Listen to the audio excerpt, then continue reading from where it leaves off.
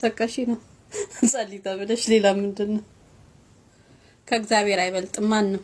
ግፋቢል ብታመም ነው ግፋቢል ለሊቱ ትቀሰቀሺ ነው ጸልይ ተብለሽ ሌላ ምንድነው? ከእግዚአብሔር አይበልጥም ማንም። ሰላም ሰላም፣ ውድና የተከበራችሁ የቻናል ቤተሰቦች እንዴት ናችሁ? ደህና ናችሁ ወይ? እኔ በጣም ደህና ነኝ፣ እግዚአብሔር ይመስገን። በጣም ከረጅም ቆይታ በኋላ ዛሬ ደግሞ በሌላ ምን ልለው እንደምችል ራሱ አላውቅም። ስለ እህታችን ዱባይ ላይ ስላረፈች እህታችን ነው የማወራው ማለት ነው። ዛሬ ብዙ መናገር አልፈልግም፣ ትንሽ ነገር ነው።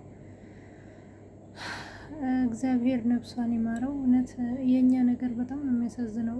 ብዙ እህቶቻችን እኔን ጨምሮ የተለያየ ህመም እያመመን ቆይ እስቲ ይሄን እናድርግና እንሄዳለን፣ ይሄን እናስተካክልና እንሄዳለን፣ ለከሌ ይሄን ላድርግ፣ ከሌ እኮ ይሄን አላደረኩለትም፣ ይሄን አልገዛሁም፣ ይሄን አላሳካሁም ምናምን እያልን በጣም የማይሆን ሀሳብ የምናስብ ልጆች አለን ማለት ነው። ህመም እየተሰማን እያመመን ይሻለኛል ሐኪም ቤት እንኳን ሆስፒታል እንኳን ማንሄደው በጣም ብዙ ነን ማለት ነው። እና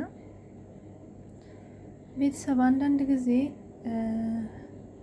አንድ ሰው ራሱን ነው ይዞ የሚሄደው፣ ግን አንድ ሰው ማለፍ እሱ ከዚህ አላማውን ሳያሳካ የደከመበትን ሳያርፍበት ሳይደሰትበት መሄዱ እንዳለ ሆኖ ግን እነኛ ሳናደርግላቸው የምንላቸው ሰዎች የምናደርግላቸው ነገር ባለማድረጋችን አይደለም የሚጎዱት፣ እኛን ሲያጡ ነው። ብዙ እህቶቻችን ከዚች ልጅ መማር አለባችሁ ማለት ነው። ሁሉም ነገር አላፊ ነው። በነገራችን ላይ ገንዘብም ያልቃል፣ ይሄዳል፣ ይመጣል። ዋናው ነገር ጤና ነው። ከምንም በላይ ደግሞ መቼም ሞት ላይቀር በጣም ከባሰባችሁ አገራችሁ ብትገቡ። አሁን እቺ ልጅ ምን አለ ታዲያ ቢያንስ ተነስተሽ ለሊት ቢያመኝ ነው ምን አለ ታዲያ ቢያንስ ተነስተሽ ጸልይ ብትበይ ነው እያለች ነበር ላይቭ ላይ ማለት ነው። እንግዲህ በማግስቱ ነው ያረፈችው። ይሄንን ያህል እየታመመች እሷ ግን ነገን ነው የምታስበው ማለት ቆይ የሆነ ያላሳካችው ነገር ይኖራል። መቼም የሰው ህይወት መቼም አይሞላም። ምንም 20 አመት 30 አመት ብትሰሩ እንኳን ቀዳዳ አታጡም ማለት ነው። እና ይቺ ልጅ አሁን እኔ እንጃ መቼም ያውቀዋል፣ የቤተሰብን መጉደል የሚያውቅ ያውቀዋል ማለት ነው።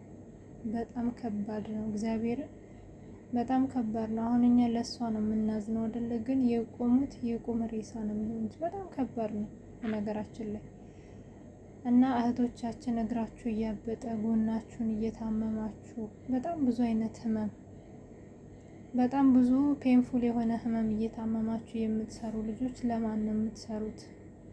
እኔ ለራሴ ጥያቄ ያቀረብኩት ማለት ነው። ይሄንን ለእናንተ ብቻ አይደለም፣ ለማን ነው የምንኖረው ማለት የአንድ ሰው መኖር ለራሱ ብቻ አይደለም ለቤተሰቡም ነው ማለት። የእናንተ ህይወት ከእናንተ በላይ የሚያመው እኛማ አንድ የማይቀረውን እንሄዳለን፣ ግን ቀሪው ህዝብ በጣም ነው የሚጎዳው ማለት ነው። እና ቤተሰብ ውድ ተመልካቾቼ አስቡበት ማለት ነው። አስቡበት፣ ቢያንስ ለቤተሰቦቻችሁ አስቡ፣ ለቀሪው ህዝብ አስቡ፣ ለራሳችሁም አስቡ። ምንም ማለት አይደለም፣ ፈጣሪ የፈቀደው ነው የሚሆነው። ብዙ ስላላችሁም አይደለም፣ ትንሽ ስላላችሁም አይደለም። ከታመማችሁ ቀጥታ ወደ ሐኪም ቤት ሂዱ። ሐኪም ቤት መሄድ የማትችሉ ከሆነ ቀጥታ ወደ ሀገራችሁ ግቡ ማለት ነው። ምክንያቱም አንደኛ ሰው ሀገር ላይ አልፎ በጣም ፕሮሰሱ ከባድ ነው በጣም በቃ። እናንተም እዚህ ተንገላታችሁ፣ ሀገር ቤትም ያለው ሰው ስንት ሲቃይ ነው የሚደርስበት። እና እባካችሁ ልብ እንግዛ።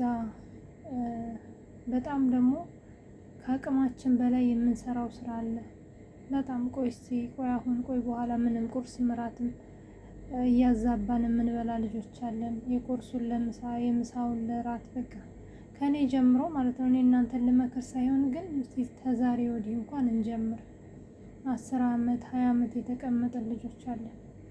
5 አመት 6 አመት ለ2 አመት ነው ሁሉም ሰው የመጣውና ቢያንስ ፕሮግራም ቢኖረን አሪፍ ነው ማለት በቃ ፕሮግራም ይሄን ነገር አድርጌ መሄድ አለብኝ ማለት መቻል አለብን ማለት ነው። ምክንያቱም ሁሌ ኑሮ እየጨመረ ነው የሚሄደው። ኢትዮጵያ ስትደውሉ ኧረ በስመ አብ የሚሏቸው እነሱ እዛ እየኖሩ ነው። ቢሞቱ አልቅሶ የሚቀብራቸው ዘመድ አለ፣ ቢታመሙ ውሃ የሚያቀብላቸው ሰው አለ። እኛ ግን በጣም ከባድ ነው። ሰው ሀገር ላይ ነው ያለነው። በጣም አተታማችሁ ራሱ ፊታችሁ እንኳን ጠለስ ሲል አይወዱም ማለት ነው። እዚህ አይፈልጉም፣ ጉልበታችሁን ነው የሚፈልጉት። ዝግ ብላችሁ እንኳን ስትሄዱ እንዴት ነው የሚገለማመጡት? እና እኔ እንጃ በጣም ነው ያሳዘነችኝ። እንግዲህ ተስፍሽንም ሰምታችሁት ከሆነ በአንድ ቀን እስከ 17 ሰው እንደሚቀበል እንግዲህ እየተናገረ ነው ማለት ነው። ትላንት እሷ ሄደች፣ እሷ እንደ ትላንትና ብቻ እየተናገረ የነበረው ከዱባይ 8 ሰው አስባችሁታል። ኢትዮጵያም ያለችበት ሁኔታ በጣም ያስፈራል። ግን በቃ ቀን ያልፋል። ቢያንስ ህይወታችሁን አክርሙ፣ ነፍሳችሁን አክርሙ። ምንም ማለት አይደለም። አንዳንድ ልጆች ሲደብራቸው፣ የተለያየ ቻሌንጅ ሲገጥማቸው ራሳቸውን ከፎቅ ላይ ይጥላሉ። ምን ይላሉ? እግዚአብሔርን ተስፋ አትቁረጡ። እንደዚህ የምታደርጉ ልጆች አንደኛ፣ ሁለት ቦታ መቃጠል ለሚሆንባችሁ የዘላለም ቤታችሁንም ዘግታችሁ እዚህም ምድር ላይ የሚቀረውንም ቤተሰብ መጥፎ ያልሆነ ነገር ውስጥ ጨምራችሁ ለእናንተም የዘላለም እሳት ይዛችሁ ነው የምትሄዱት ማለት ነው። እና ሁሉም ነገር ጊዜያዊ ነው፣ ታገሱ። እና ይሄንን መልእክት ለማስተላለፍ ነው የመጣሁት። ቻናሌን አበረታቱኝ። ቤተሰብ መስራት ፈልጋለሁ። ያው ትንሽ እኔም አደጋ ገጥሞኝ ሀዘን ላይ ነበርኩኝ፣ ለዛ ነው የጠፋሁት። እንደ እግዚአብሔር መልካም ፍቃድ መድኃኒዓለም ከረዳኝ ከዚህ በኋላ ላለመጥፋት ሞክራለሁ ማለት ነው። ግን ቻናሌን ላይክ፣ ሼር፣ ሰብስክራይብ አድርጉልኝ፣ ሼር አድርጉልኝ ማለት ነው። በጣም ነው የማመሰግነው። ሁላችሁንም በጣም ነው የምወዳችሁ። ሀገራችን ኢትዮጵያን ሰላም ያድርግልን። ዞሮ መግቢያችን ናት። መቼም ምንም ቢሆን መድኃኒዓለም የተሻለ ዘመን ያድርሰን። እውነት በቃ ይበለን። የሰው ልጅ መከራ በቃ ይበለን። የተሻለ ነገር ያምጣልን ማለት ነው። እኛንም ከስደት ከመከራ ወደ ሀገራችን በሰላም እውነት በጤና መተናልና በሰላም በእግራችን እንድንገባ ያድርገን ማለት ነው። ፈጣሪ ያግዘን። ተጨንቃችሁ ያላችሁ ደግሞ እግዚአብሔር ከጭንቀት የገላግላችሁ። ሀዘን ውስጥ ያላችሁ እንደኔ መድኃኒዓለም አጽናኝ መልአክ ይላክላችሁ። እስር ቤትም ያላችሁ እግዚአብሔር ያስፈታችሁ። በስደት ላይም ሆነው በሊቢያ በረሃ እንግዲህ ሞታቸውን እየተጠባበቁ ያሉ በጣም ብዙ ልጆች አሉ። መድኃኒዓለም የሞታቸውን ደብዳቤ ወደ ህይወት ይቀይርላቸው። ሁላችንንም እሱ ይርዳን ማለት ነው። ቤተሰብ በጣም ነው የማመሰግነው። ትንሽ ለመናገር ነበር የመጣሁት፣ ግን ያው ይሰፋል። እናመሰግናላችሁ።